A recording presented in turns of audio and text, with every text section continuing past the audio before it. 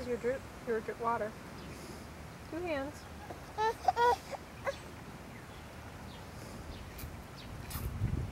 Okay. What do you want me to say? Ask him a question. What are you going to start with? I don't know. What was it like growing up in Hamtramck? Or when did you first move to Hamtramck? I think we moved into Hamtramck. Hold on. Cut. I just lost focus. Oh, there we go. Oh, that's much better. Ooh, hold on. Okay, go ahead. We moved into Hamtramck, must have been in 1924, because I started kindergarten at St. Ladislas School. And it's funny that going way back so young that I remember my kindergarten teacher. Her name was Sister Casimir. She was a big, tall sister. These were the Franciscan nuns.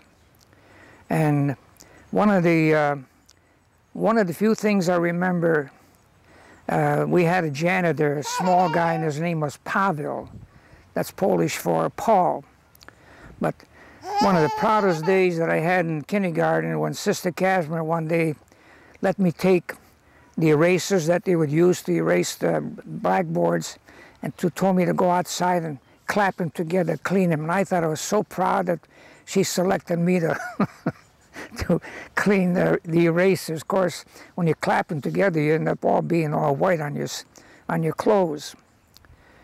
But then St. Ladislas was about 2 blocks away from where we lived on Berger. So we walked to school. There was no such a thing as a bus.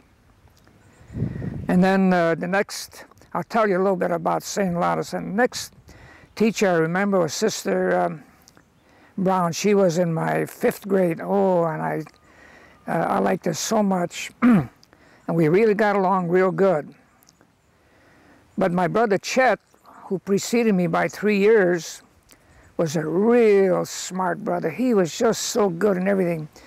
So by the time I got to the 8th grade, and Sister Ernestine was still teaching, she says, "You're Chester's brother?" And I said, "Yes." And she couldn't tell me enough about how good he was and everything. But I had pretty good grades too. I remember one class, mathematics class, and there was a girl sitting way in the back.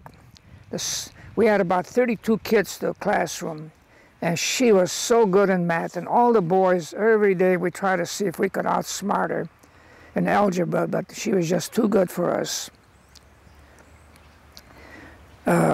Berger Street is a very short street in Hamtramck, and my dad bought this house. In Hamtramck, the houses are called flats.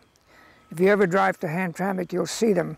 Flats means the bottom part is a flat and the upper part is a flat. And my dad bought this house on the few dollars that he was making working for a factory. And right next door to our house was Mrs. Bartsch. And she made moonshine or hooch during the Prohibition days. In fact, all throughout Hamtramck, if you drove by, you could smell mash outside as they dumped it.